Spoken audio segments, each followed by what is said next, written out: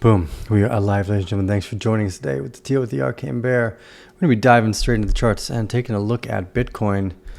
I've got it on area chart right now, and we've been following this reaccumulation after decline. One of the important things I've gone over here is that generally market patience for big moves builds through these horizontal trading ranges. One of the reasons why that seems to take place is because what we're charting fundamentally doesn't change over time, which is human emotion and human psychology. It's one of the reasons why this type of trading and horizontal range formation has worked for well beyond my lifetime. I think originally worked out by Richard Wyckoff in the early 1930s, around the same time as Jesse Livermore.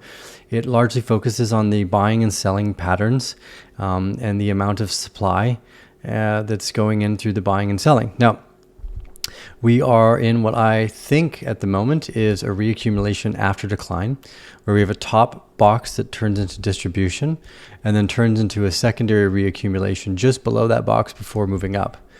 Now, we actually have previous examples of this. The last one was all the way back in 2018, right before the pandemic, right after the pandemic finished.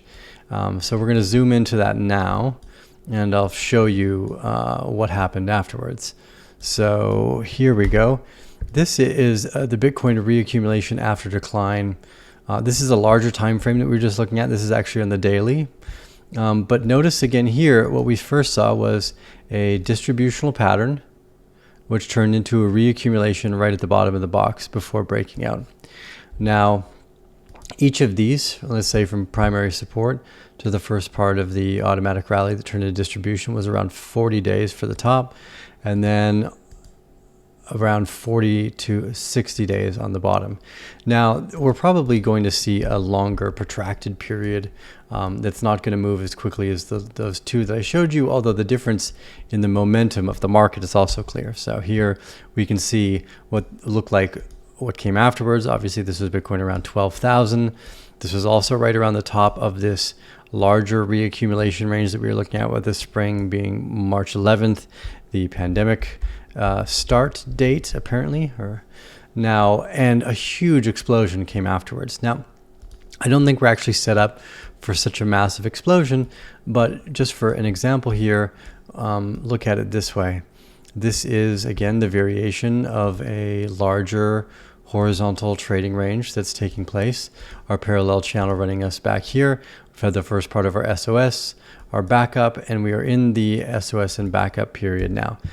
Now, one of the things we'd compared it to actually previously was gold, and gold has been ripping lately. I've actually been very impressed by gold, and gold followed a little bit of a better standard for what I originally thought Bitcoin would do.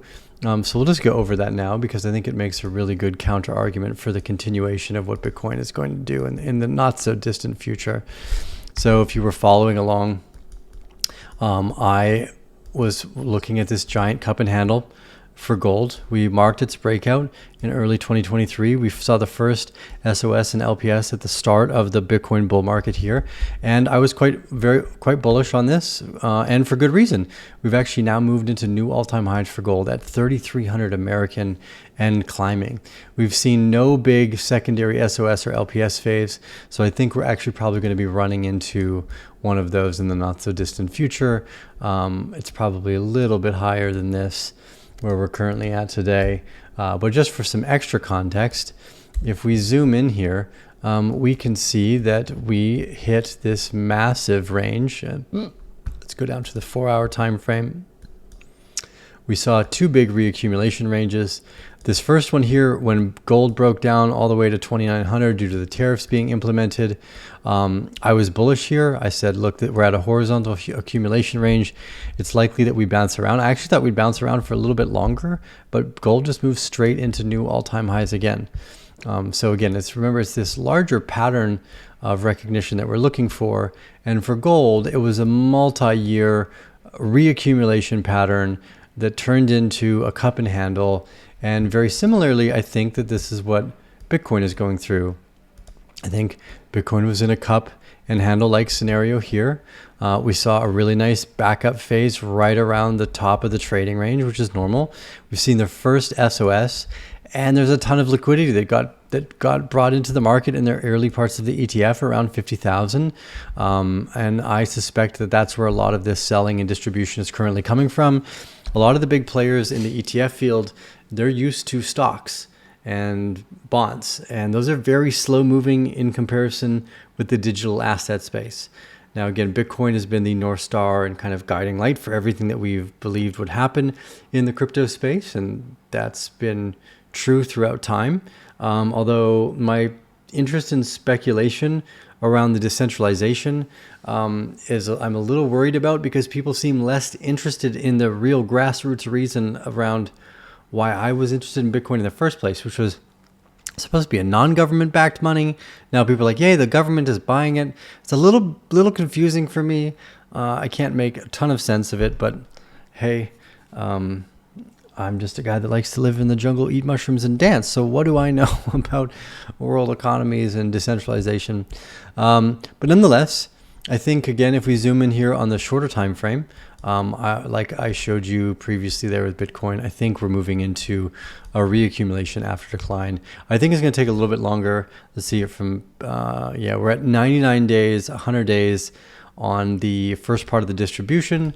So similar to the previous one I showed you, it's probably equal time. So my guess would be somewhere around the end of May. So just for context here, from the primary support all the way to our secondary test for Bitcoin was 104 days. From the first part of the secondary test and the automatic rally within that box, I suspect 112, 110 days approximately, equal to that first drop of the box. That would put us mid-May. So I think by mid-May, we should have some fun come into the markets, but until then, it's just going to be chop up and down. Now, there are a few that have shown some strength. Solana is one of them, Render, and Psy. But for now, I'm on the 15-minute looking at Solana. I've been following what appears to be a horizontal trading range here. I think this looks like it could have been a low volume spring. First little bit of SOS into the market. I think that we're getting what appears to be the final horizontal trading range in the backup of this before we go higher. Now, not all assets are looking as juicy as Solana. Just as an example, Render here, from its previous bottom, it's up 50%, but it's on the larger time frames again where these two stories become interesting. Number one, we had a big market blowout and up a few 100%, and we've been down for Render most of the time. 120 days of just nothing but downward trend, but it's within the downward trend that we get most excited for the upstroke. Now here, this is where I actually think we're basically sitting at. I think we're sitting at the first steps of these horizontal trading ranges forming near the bottom. Some of them have actually started to break out of this, and it does align with that mid-May, mid-June kind of thesis as well, which is that I suspect we hit the top of the box, we come back down, and then we start to we get another breakout here for many of these. But again, as we went over in the US dollar, the USDT dominance, and the ETFs, most of the big players now can go straight from Bitcoin into US dollar without needing to go to USDT. And a lot of the speculation in the decentralized world had naturally come from the washover of people who had made a lot of money in Bitcoin and then were looking to invest in other structures of decentralization in hopes that we could decentralize many forms of technology. We still see mostly closed forms of government, of banking, of identity, of all these things. There's no digital representation for my reputation on social media, which actually might be more valuable than a passport, but that's not how it works. Clearly, social proof is unimportant, but that's not always the case. Social proof is actually a decent predictor of people in their normal lives. I mean, for instance, if you've been watching me on YouTube for a few years, you probably have a decent idea of who I am, but I might not know who you are, other than if you like my content, you might also like mushrooms. Anyways, a little bit of a side point there, but nonetheless, these horizontal accumulation ranges to me, I see everywhere. So I think that appears to be the formation of the first parts of the bottom of the market. And the more exciting part here are these horizontal accumulation ranges that are appearing right now. So I've been making conjecture that this is what this might be for render as well, that we might have actually seen the spring already and are in the first part of a reaccumulation before we jump up above the box.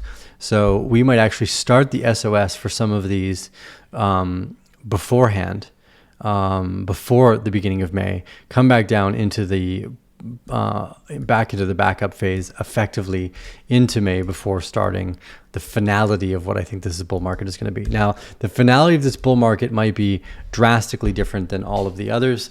I'm going to make a few videos that are not me sitting behind the computer.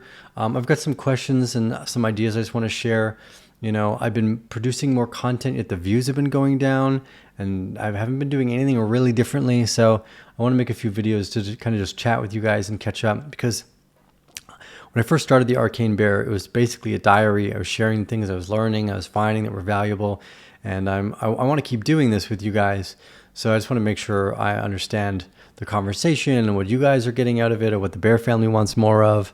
The private community is going great, but I also want to grow the community at large in general, which is why I produce content, is to bring you guys as much value as possible. So I'm going to do a few like non-seated videos, just some kind of walk and talk and philosophizing as I used to do, walking through the jungle, and I guess during this time here in the Indonesia through the rice field. So leave your thoughts, your questions, your comments. This is Tio with the Arcane Bear. I hope everything for you guys is going fantastically and that you're enjoying the ride. Again, I think we're going to see mostly sideways volatility in these assets for the next month. And then it looks like with some of the first times I've seen a reaccumulation range and a box formation starting to take place in 100 something days, it's something really exciting to look forward to. So we'll see you guys again on the next episode. It's Tio with the Arcane Bear.